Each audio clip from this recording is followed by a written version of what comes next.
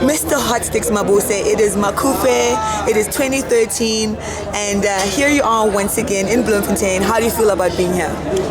Well, you know, Macufe has always been a very, very exciting get-together. Yeah. It's a kind of festival that I think every musician would really like to be part of, because it's more about cultural interaction. You know, people interact more culturally at Macufe than any other festival that we've seen.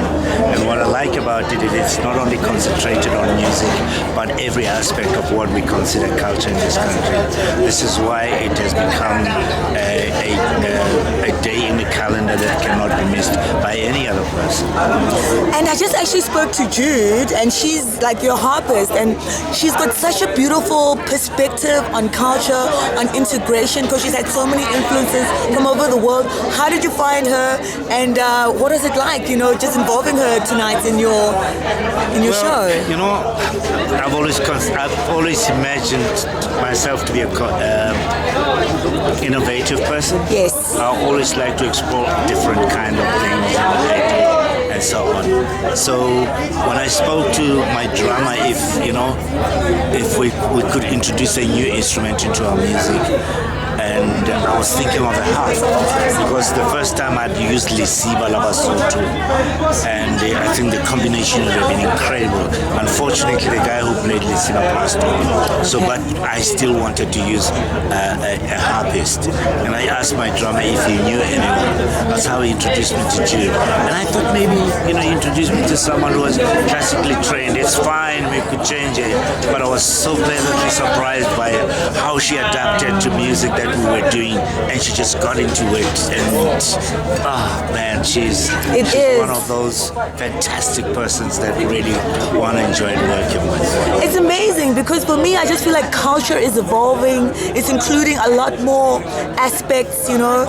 And how are you involved in actually using the evolution of culture without stagnating and trying to keep to like one aspect in your music and coming to Macufe with things like that? You know the sad thing, frankly, about this country.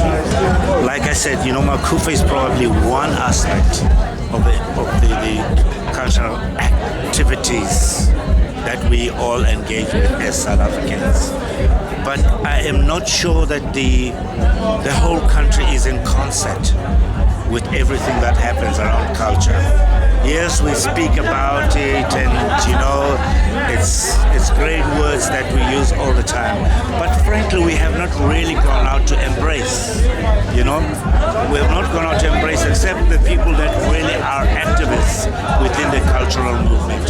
Yes. And if we could get even more people to be educated about, how to interact with culture, I think this country would be a great country, because, first of all, it is the only country in the world that can present every aspect of culture, be it in arts, in visual arts, be it in musicals. We have almost everything that the rest of the world does not have, but we have not actually tapped in a little bit of that to actually promote ourselves, so that we create even more interest around cultural tourism. Yes. We have not done that. Yes.